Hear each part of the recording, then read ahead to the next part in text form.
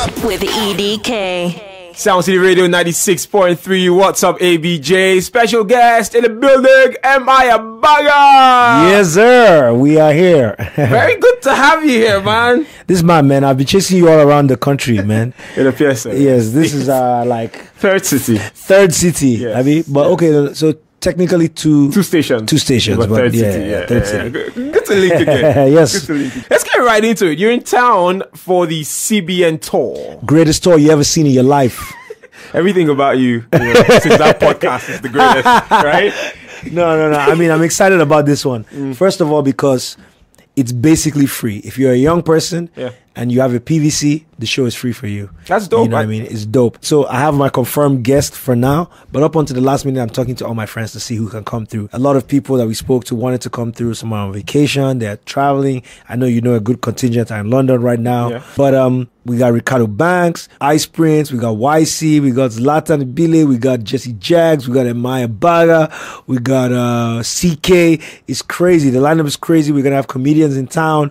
It's going to be a beautiful evening.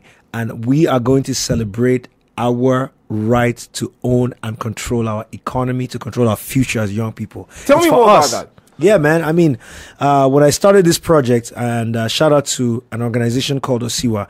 The reason I'm shouting them out is because they're not a for-profit organization. They are looking for young people that believe in Nigeria, and they're trying to support causes like this. They're our main supporter, basically. Okay. And it's funny to think that with all my work in brands and everything, this was an organization that said, hey, we believe in this. If young people are going to come together, we want to be part of that. But hey, control the economy as an idea, when we started it with our merchandise and everything, is to start to say to young people, look, these guys that are running the country, they don't know what they're doing. You know what I'm saying? We have to be the people controlling the economy. Think about what Davido and Wizkid are doing right now. That is controlling the economy. And that's the conversation we want to have. So we have a town hall on Sunday at CCX, but you have to register for that one. So go to Chocolate City social media pages to see how to register. That is limited, only 200 tickets. All right. And then the show after. If you don't have a PVC, it's 3K, normal, 10K, VIP, come through. But I don't really want you to pay. I really want you to go and collect your PVC and come and let's talk about the future of Nigeria while we listen to some great music and see some great performances. I don't mind. I'm very pleased that you're getting involved in this other thing. Yeah. You know how they say music can be an instrument for change. Yeah. But do you think that enough contemporary Nigerian artists are putting that sort of music out? You know, music about social commentary. Do you think we have enough of that now?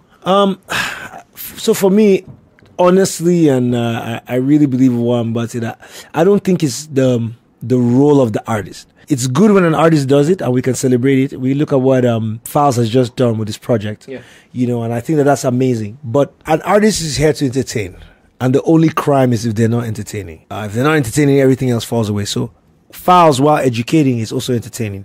If he stops entertaining and focuses only on educating or inspiring people, then he becomes something else, not an artist. And so I think that, first of all, we have to remove that mantle from the artist's head. But the second thing, to answer your question directly, is that, yes, there is a lot of socially conscious music out there. There's a lot. There's a lot of not just music, but engagement. You know, you think about what Davido did for his uncle and the whole conversation that's going on around him. You think about Wizkid, and Wizkid definitely is always tapping into that, you know, book from Fela. And you think about Burna Boy, you think about Pato Rankin, Tiwa Savage doing a prayer song saying one day it's going to be better for you. Everybody in some way is concerned about what's happening in the country, and they've played their role. I mean, Timaya started with, you know what I mean? Like, we have an amazing history. Asha with Jailer, amazing legacy of Nigerian artists that have spoken about it. Of course, in social media era, it's people have short-term memory, and it's always good to highlight the negative. Yeah. All right. So let me just dwell on that for a minute, because, you know, while you say the mantle is not on the artist, we have seen some artists get involved in that political space. And I you just, good thing you clear from the outset that your movement with the CBN tour is with a non-for-profit organization. Great. But some artists have gone ahead to endorse certain political candidates or parties recently. Do you think that when it comes to the crux of it, it diminishes the ability to speak truth to power when the time comes? That's a good question. So first of all, full disclosure, I supported the outgoing governor of Lagos State. Yeah. Why did I do it? I did it because I knew him personally. I'd known him for about 6 years before he became the governor, and he had been very supportive of what we're doing. Famously, I supported a charity in Jos, the orphanage. I did the King James artwork. I asked him to come and speak. He came and spoke about leadership, and he donated money. He bought one of the pieces and donated money to the charity. And that's why I supported him. Before then, I've been asked by presidential candidates, by people to come. They've put money down, and I've always said no. However, I cannot judge every artist without understanding their motivation behind. I think that it's better for people to get involved than for them to stay silent. However, there's an integrity question when you do get involved. And even though I can hold my head up high on who I supported, I don't think everyone that saw me support that person will see it that way. And if I said, today, hey, don't vote for this, whatever, people will say, well, but you did this for this person. And that's part of the risk you have to take. So let's talk more music now, away from social commentary just a bit. The Lamb Cypher dropped earlier this month. Made such a wave. Everybody came correct, I should say. Who's your favorite? To be honest, Black Bones is my guy right now. Black Bones, one of the few that's really rapping. You think Nigerian rappers are fixed up now? We're on our way there. Look at last year. Dremo had a good year. SDC did the damn thing. Poe, I think Alpha, Black Bones, The Crown Project, Paper Corleone. Boogie did a project with Charlie X, and someone else did another project with Charlie X. Was it Payback? I think they did a project with Charlie X. So there's good music coming out. We're working on platforms, and you're going to see a lot coming from the CC family. And we just need to get it bigger and get it better. And we're waiting for the rest of them to show up. I'm glad to see that YC's been talking up with the music. He's coming hard this year. Pause. I know the music's going to be great this year. I want to see what Ice Prince is going to come with. Good thing you brought Ice Prince up. Ice was here about a month ago. Yeah. And I asked him the question about rappers fixing up their lives, and he had this to say. I'm not in support of anybody putting down Nigerian hip-hop or Nigerian rap, because I believe that, to be honest, Nigerian rappers are doing quite well. We're not hip-hop frenzy in Nigeria, to be honest. From time, it's been like that. We've always loved pop music. The hip-hop artists that are present now, I must give kudos to them. They're doing well. You can't put any South African hip-hop artist next to YC for me, next to Young Six, next to Dremo Drizzy. These guys are mentioning they're doing worldwide stuff, probably even more than the South African rappers that we keep comparing ourselves with. There's a whole lot of Nigerian hip-hop that is doing amazing stuff for Nigerians. We're doing dope stuff. Our boys in rap for Nigeria now. Ladipo, SDC, we are on it. Shout out to a Nigerian rapper called Ice Prince who just showed them that we're out there, we're doing it too. Oh yeah, that's on that. That's a nice one. Well, first of all, I love the conversation around that, and that's a good one. That I like that answer. I think many people have sort of pussyfooted around the issue, but I like the fact that Ice Prince was very direct in what he said. I think also Ice Prince has a different vantage point when he speaks, because Ice Prince was the #1 streaming rapper on the Spotify, continent. Yeah. You understand, on Spotify. So he has a different vantage point when he speaks about this, and I appreciate that. I think that maybe people will make up their mind, because obviously his view is divergent from mine. He's, but I think that it's clear to see that over the last few years that South Africa have been in the ascendancy in terms of the hip-hop conversation. And that my prayer is for rappers in Nigeria to be able to speak about their careers just the way Ice Prince did. More rappers to be able to do so. There should be more MIs, more Ice Princes, more YCs. And all these guys, the thing for me is that all these guys are not new artists. I've known YC for 6-7 years. I've known, Ice Prince, 15 years. And they've been putting out music. So where are the new guys? Over the last 3, 4, 5 years, where's the new artist that just came out, that just started his journey, that's blowing up and holding everyone down? You know what I mean? Maybe Black Bones. Black Bones is still really not a newbie. So I don't want to put him, but you know what I mean? Like, where's the 18, 19-year-old kids that are coming out and spitting fire, right? That's the problem. You're still going to call Zamir, you're still going to call Payback. All these guys are not new guys. They've been around for a minute. They've been around. So where's our own Nasty C? And so they agree to disagree with Ice Prince on that particular point of what he said. I do feel like he's coming from a place where he can say that. Ice Prince held hip-hop down for Nigeria in a way that no one else has. You know what I mean? Everything I've done, I think Ice Prince eclipsed. But I feel like it's still my role to come back and be like, hey guys, what's still happening? We can still do better. So let's talk about your music, your music personally. Yeah. Young Denzel, A Study of Self-Worth. Such a dope album. Do you think that when you dropped that album, it was the point where you transcended beyond bothering about making commercially successful projects? To be honest with you, and this answer is going to sound like I'm pandering, Yeah. I have never in my career worried about making a commercially successful project. It's just been something that happened. So when I talk about it, I didn't think that it was the music that was going to be commercially successful at the time. No one was really making hip hop music like that, you know, in that same way. You remember, Nate, you see that period, all the beats were really fast, people singing on the hooks, Here I Come with like Short Black Boy, with Safe, with like all these songs that are anti-pop music at the time. And then with African Rapper #1, again, no one was making music like that with MI2, right? So yes, you know, this action film, they're a little bit faster, but, you know, it wasn't like, again, I was thinking that these were going to be the biggest songs. With Chairman album, the same thing. The thing is that as I grew older, I started to think about things a little bit differently. So with Study on Self, it's something that I knew was going to be a niche project, and I knew I still had to do it. I feel like there's a saying, they say the goal of the artist is to create the definitive work that cannot be surpassed. So I want that for the rest of time, if somebody said, hey, I want to make an album about self-worth or about self-identity or about, you know, depression or something, people would be like, oh, you know what you should listen to? Go listen to M.I. Abaga's Study on Self.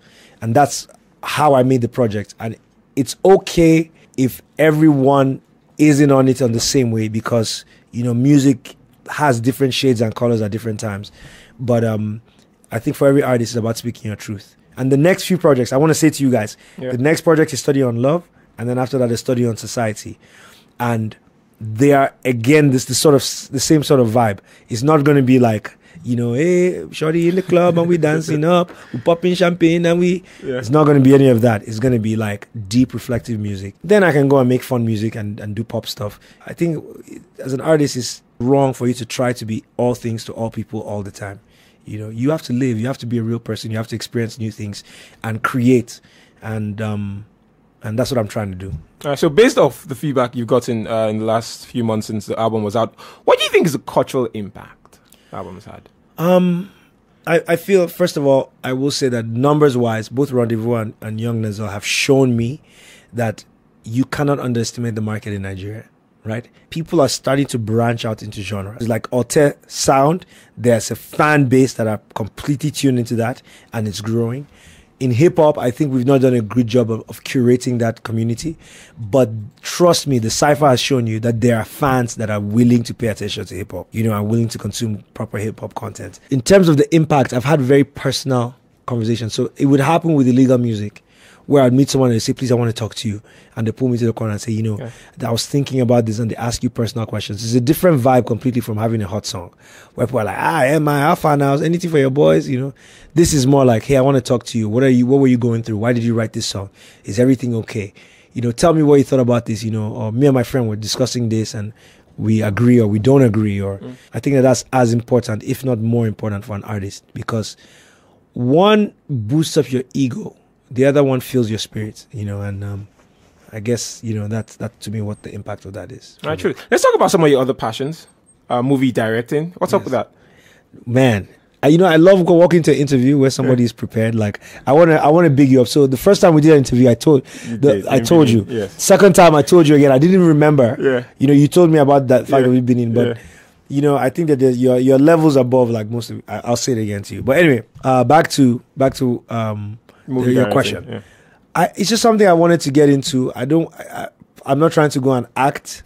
So everybody calm down. If you listen to my projects, there's always a narrative around it. And I believe I could bring that same sort of narrative to filmmaking. I will work with a director. I will work with producers. I will work with people. I just want to executive produce scripts that I'm passionate about. And I have seen a few scripts that, you know, are exciting to me. My younger brother, Jason, is a writer. He writes for Tinsel. He writes for like Hotel Majestic. Him and his wife, their writing team. Let me see her name also, Jessica Abaga. And so they bring scripts and we talk about scripts. So I want to do both a TV series. We have a great idea, and a movie. And maybe I'll do like the Stan Lee. You know, the Stan Lee, rest his soul, but the Stan Lee cameo. Okay. You know, where someone just say, "What's your favorite song?" Oh, M.I. Abaga says, "I'll just turn around."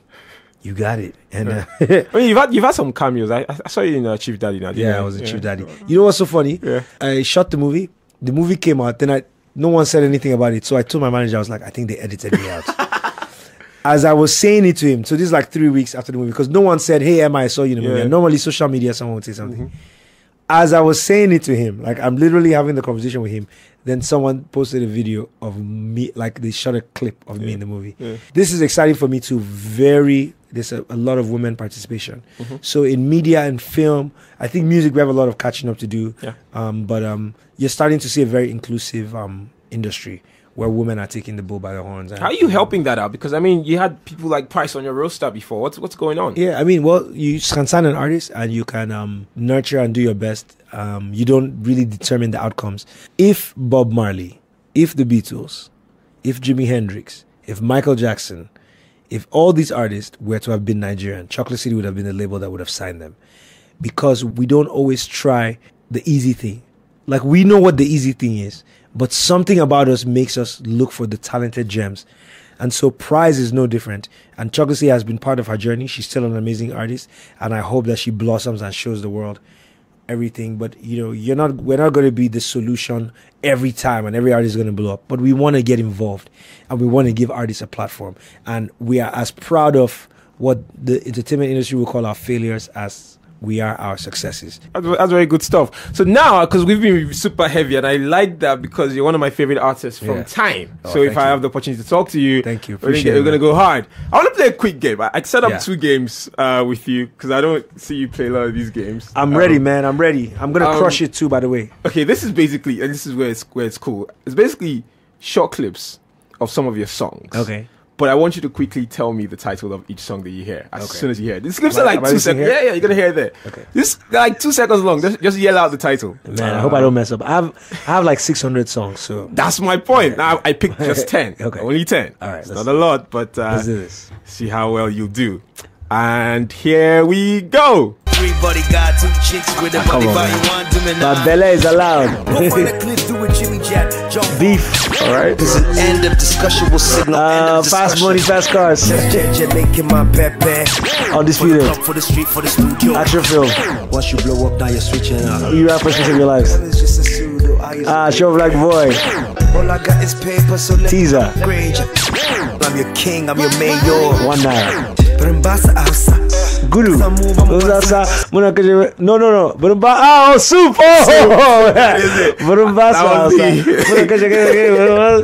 So you did okay. Yeah, I messed 9 up, out man. of 10. 9 out of 10. Yo, because I just heard Gudu before I came here and I was rapping in the house sound. We had a long conversation about how my house sound was terrible. Yeah. So now, for the next game, I want you to rate these bars. Okay. I'm going to read out some bars for you. I'm not going to tell you who did it. I just want you to give me a score over 5. I was going to do over 10, but, you know, it might be too harsh.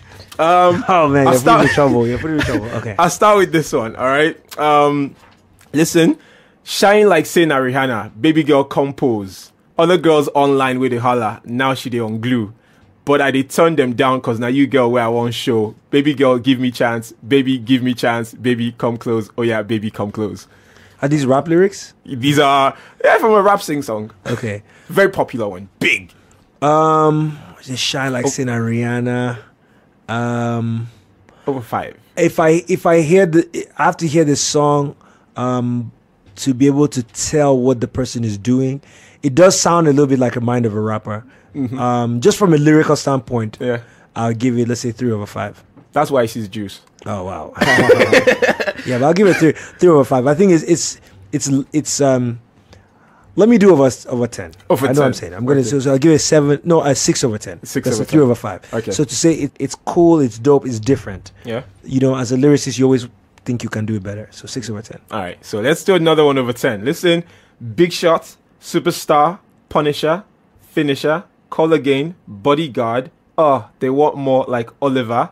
Big Shot, Superstar, Punisher, Finisher, like Tubaba. What it say? Don't bruise my heart.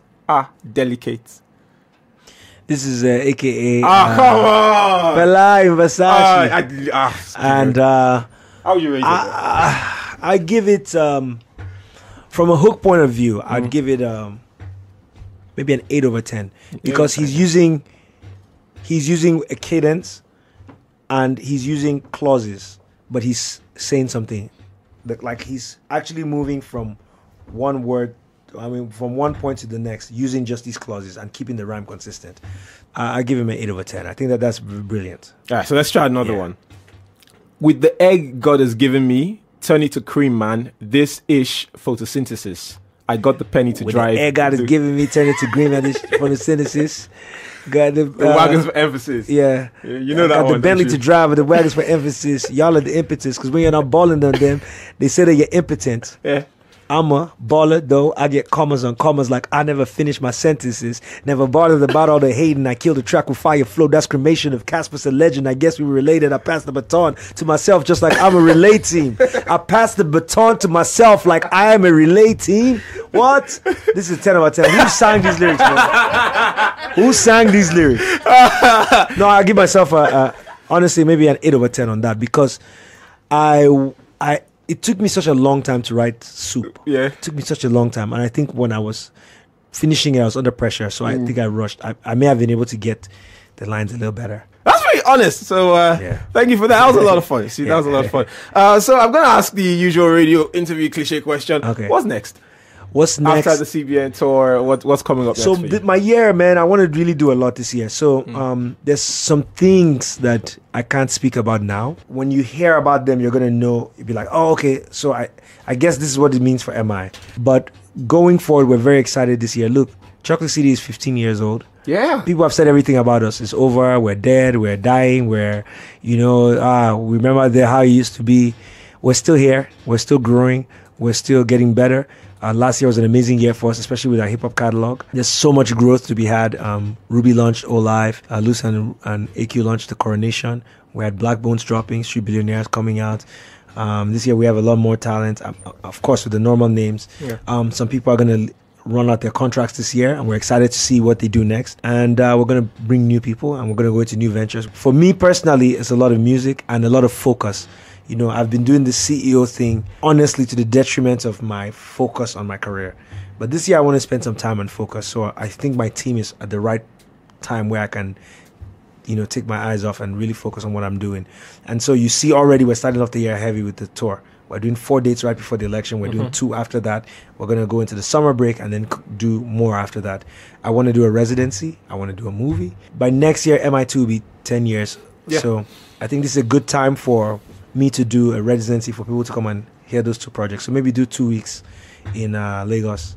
I really like what Particular Go did with Terraculture last year. So do that. Put out study on love. Put out study on self.